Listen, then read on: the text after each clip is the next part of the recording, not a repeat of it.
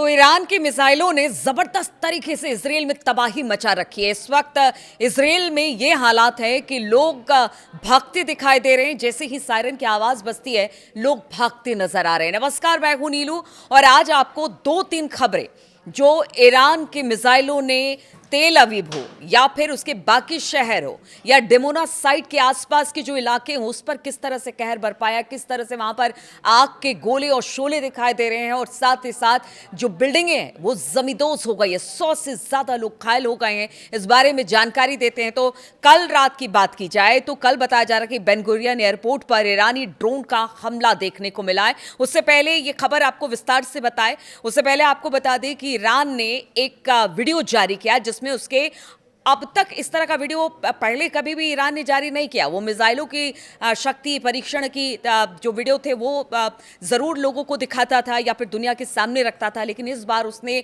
Drone किस तरह से एक के बाद एक उड़ आए हैं और इजराइल के आकाश की तरफ आगे बढ़ रहे हैं उसका एक वीडियो जारी किया है और ये बताने की कोशिश की है कि इस ड्रोन ने अमेरिका और इजराइल में कितनी तबाही मचाई है कि आज उनके बड़े बड़े जो जितने भी सिस्टम है सब धराशायी होते चले जा रहे हैं। कोई भी इन ड्रोन्स या मिसाइलों को नहीं रोक पा रहा है और रोक रहा है तो भी उसके मलबे गिरते हैं तो बहुत ज़्यादा नुकसान होता है। देखिए, बेन गुरियन एयरपोर्ट की बात हम कर रहे थे जहां पर ईरानी ड्रोन गिरा है और ज़बरदस्त तरीके से वहां पर धमाका देखने को मिला है। अगर बेन गुरियन एयरपोर्ट की बात की जाए तो ये सिर्फ ये नहीं है कि एक एयरपोर्ट है, बल्कि यहाँ पर सेना का एक बेस भी है और यहाँ पर रीफ्यूलिंग की जाती है इन जो लड़ाकू विमान है उसके अंदर और बाकी जितने भी जो हवाई जहाज यहाँ से उड़ते हैं या फिर लैंड करते हैं उनके लिए भी। तो ये एयरबेस जो है वो काफ़ी ज़्यादा स्ट्रेटेजिकली बहुत ज़्यादा इम्पॉर्टेंट हो जाता है। ये ठिकाना या ईंधन भरने का सबसे बड़ा ये ठिकाना माना जाता है, इसलिए अगर इसको टारगेट किया जा रहा है तो फिर आप समझिए कितनी बड़ी दिक्कत इजराइल के सामने आ रही है। अब बात कर लेते हैं कुछ अलग अलग शहरों की। तेल अवीव में जिस तरह से हमने देखा कि हार्ट ऑफ जो कहते हैं ना कि सिटी, वहाँ पर बीच में ही जो इजराइल के मिसाइलें हैं या ड्रोन हैं जब वो गिरे हैं तो उसका मंजर देखने लायक था। वहाँ पर बताया जा रहा है कि करीब करीब 2 ऐसे जगह हैं। अराद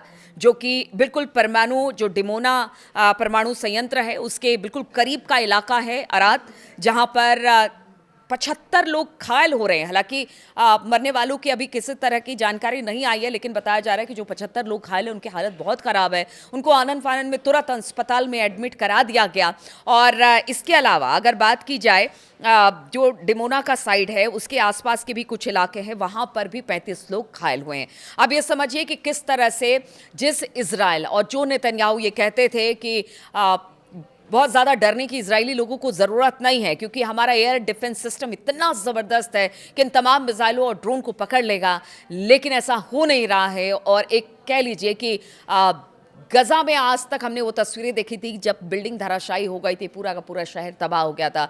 कुछ इसी तरह की तस्वीरें अब तेल अवीव से भी आ रही हैं और जो डिमोना न्यूक्लियर प्लांट है उसके आसपास जिस तरह से अराद की बात हम कर रहे हैं वहाँ पर भी इसी तरह की तस्वीरें सामने आ रही है। एक तस्वीर अराद से जो आ रही है वो बड़ी एक तरह से कह लीजिए डराने वाली है। वहाँ के लोग इस तरह से सायरन बजते डर जाते हैं कि भागते हुए नजर आ रहे हैं ताकि वो शेल्टर में जाके छिप सके और वहाँ पर शरण ले सके, क्योंकि अब उन्हें समझ में आ रहा है कि जितनी भी एयर डिफेंस सिस्टम है इजराइल की वो सब अब धराशायी होती नजर आ रही है। और कुछ ऐसी ही खबर अगर IRGC के जो हेड हैं एक उनकी तरफ से यानी मेजर जनरल मुसाबी की तरफ से एक बयान आया है कि अब इजराइल के आकाश में ईरान का अख्तियार है, यानी अब ईरान ने कब्जा कर लिया है इजराइल के आकाश में। पहले यह दावा किया गया था कि देखिए पूरी तरह से जो ईरान के डिफेंस सिस्टम है उसको बर्बाद कर दिया गया है, जो वहाँ की एयर फोर्सेस को बर्बाद कर दिया गया है, मिसाइलों का ज़ख़ीरा ख़त्म कर दिया गया है, ड्रोन को मार गिराया जा रहा है। लेकिन अब अगर जनरल मुसाबी की बात की जाए तो उन्होंने कहा है कि इजराइल के आकाश में अब हमारा वर्चस्व है, हम जब चाहे जहां चाहे ड्रोन हो या फिर जितने मिसाइलें हों उससे हमला कर सकते हैं। और देखिए अब तो मिसाइल ऐसे ऐसे छोड़े जा रहे हैं जिससे F-35 भी गिर रहे हैं।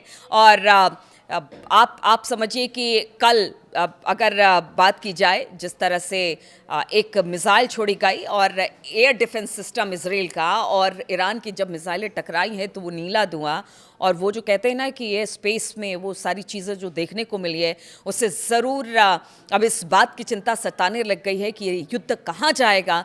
क्या ईरान के पास कुछ ऐसी मिसाइलें अभी बाकी है जिसको छोड़ने के बाद या जिसको अगर लॉन्च किया जाता है तो फिर उससे कितना नुकसान होगा, अब इस बात की भी चिंता सताने लगी है। अब एक ड्रोन की बात आपसे करते हैं। अराश 2 बताया जा रहा है, जो अराश 2 ड्रोन है वो इस वक्त इसराइल के लिए संकट का सबब बना हुआ है। देखिए, अराश 2 की बात की जाए बहुत कम कीमत में इसे तैयार किया गया है, लेकिन जो मतलब एयर डिफेंस सिस्टम है उसको भी चकमा देकर गिरने में ये कामयाब रहता है और ये अब एक तरह से कह लीजिए जलजला लेकर आ रहा है इसराइल के लिए और उसके बाकी ठिकानों के लिए। तो अराश 2 की चर्चा बहुत ज़्यादा हो रही है कि वो पूरी तरह से जो इनके एक तरह से कह लीजिए कि ये जो है कामिकाज़े ड्रोन है और ये अपने साथ बताया जाता है कि 150 किलोग्राम का विनाशकारी वॉरहेड लेकर चलता है, जहां गिरता है वहां तबाही मचा देता है। तो अराश 2, अब आप समझिए कि अराश 2 का नाम भी बहुत ज़्यादा सामने आ रहा है। अब इस ड्रोन से हमला किया जा रहा है और इनके महंगे महंगे जो एयर डिफेंस सिस्टम है उनको भी चकमा देने में कामयाब रहा है। इसीलिए पीछे कुछ दिनों में हमने देखा कि इतने सटीक तरीके से ईरान हमला कर रहा है और ईरान का तो कहना है कि हमारे पास तो ऐसी ऐसी मिसाइलें और ड्रोन अभी बाकी है जिसका कि हमने दिखाया भी नहीं है कि वो क्या कुछ कर सकती है। अब कुछ लोग हैं, कुछ एक्सपर्ट मान रहे हैं कि देखिए फेज 1, फेज 2, फेज 3 यानी 3 चरणों में तीसरा चरण आने वाला है। फेज 1, फेज 2 की अब हम बात कर लेते हैं कि किस तरह से ये युद्ध आगे बढ़ रहा है। तो अमेरिका और इजराइल ने जिस तरह से ईरान पर हमला किया और जंग की शुरुआत की, उस जंग में बढ़त तो अमेरिका इजराइल को मिली और इस हमले ने ईरान के supreme leader ayatollah Ali Khamenei मारे गए। ईरान के कई सैन्य नेताओं को मारने के अमेरिका इजराइल की कामयाबी मिली। यानी ये फेज 1 की हम बात कर रहे हैं, जिसको लेकर अब जो वॉर एक्सपर्ट है, डिफेंस एक्सपर्ट है, वो भी इस बात को कह रहे हैं कि अब ये जो लड़ाई है वो तीसरे दौर में या फेज 3 में पहुंच गई है। इस दौरान पहले फेज की बात की जाए तो ईरान में बड़े पैमाने पर सैन्य बुनियादी ढांचे को तबाह किया गया अमेरिका और इजराइल की तरफ से, लेकिन फेज 2 आते आते लड़ाई में ईरान ने इन दोनों को हरा दिया। ईरानी मिसाइलों से मिडिल ईस्ट में अमेरिका के सैन्य ठिकानों को बुरी तरह से निशाना बनाया गया। हमने देखा किस तरह से चुन चुनकर अमेरिकी सैन्य ठिकाने या फिर उनके एम्बेसीज को निशाना बनाया गया। इधर इसराइल में भी तमाम ठिकानों को ध्वस्त किया गया। अमेरिका के एयर डिफेंस सिस्टम रडार को तबाह किया गया और इसराइल को भारी नुकसान इस फेज 2 में पहुंचा। ईरान ने हॉर्मुज स्ट्रेट को बंद करके डोनाल्ड ट्रंप को युद्ध से बाहर भागने पर मजबूर कर दिया। लेकिन अब कहा जा रहा है अब आ रहा है फेज 3 और इस फेज 3 में ये लड़ाई, ये वॉर और ज्यादा भीषण होगी। इजराइल के पूर्व ब्रिगेडियर जनरल एरान ओटल ने एक रिपोर्ट में कहा है कि ऑपरेशन एपिक फ्यूरी फेज 3 में पहुंच गया है और इसके लिए अब ईरान भी तैयार है, जो अमेरिका के नेतृत्व वाले गठबंधन के पक्ष में फैसला आने का रास्ता खोलेगा। ऐसा उनका कहना है कि अब जो फेज 3 आ रहा है उसमें बढ़त अमेरिका और इजराइल को मिलेगी। उन्होंने दावा किया कि ईरान का मिसाइल स्टॉक खत्म हो गया है, लेकिन हालात तो ऐसा नहीं कह रहे हैं, ये उनकी बात है। और उन्होंने कहा कि इस्लामिक शासन अब अस्तित्व के संकट का इस वक्त सामना कर रहा है। उन्होंने दावा किया कि फेज 3 में अमेरिका पूरी ताकत के साथ युद्ध लड़ने वाला है और ये निर्णायक लड़ाई होगी। उन्होंने ये भी दावा किया कि इस्लामिक शासन के नेतृत्व का शुरुआती तौर पर सफाया किए जाने और रक्षा बुनियादी ढांचे को सुनियोजित ढंग से नष्ट किए जाने के बाद ईरान की सैन्य प्रभावशीलता तेजी से गिर गई है।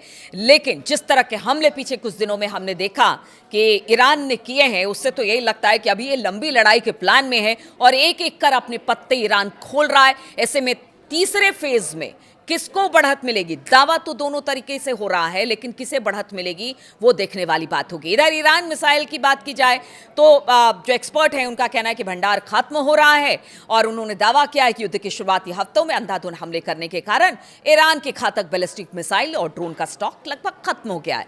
अब ईरान के हमलों की तीव्रता पहले के मुकाबले 90% तक कम हो गई है, ऐसा उनका मानना है। लेकिन पीछे 2 दिन में शनिवार और रविवार को हमने देखा कि किस तरह का हमला तेल अवीव से से लेकर चाहे वो बेन गुरियन एयरपोर्ट हो या फिर जो डेमोना का साइट हो, उस पूरे इलाके में जिस तरह के हमले हुए हैं, उससे तो ऐसा नहीं लगता कि ईरान की मिसाइल क्षमता कम हुई है। और ईरान ये दावा कर रहा है कि वो लगातार इसे लेकर मिसाइल अब भी बना रहा है, ड्रोन अब भी बना रहा है, और उसकी पूरी कोशिश है कि वो इसी तरह से काम करेगा और अमेरिका और इजराइल को धूल चटाएगा। तो अमेरिका फेज 3 शुरू करने जा रहा है। अब ये युद्ध काफी ज्यादा विनाशक हो गया है। इजराइल भी ईरानी मिसाइलों को रोकने में नाकाम रहा है और शनिवार रविवार को इसी तरह से देखने को मिला। हमने देखा कि किस तरह की ईरान की मिसाइलें अब अंधाधुंध तरीके से गिर रही हैं, यानी कि जितने भी एयर डिफेंस सिस्टम थे वो सब इस वक्त धराशायी होते दिखाई दे रहे हैं।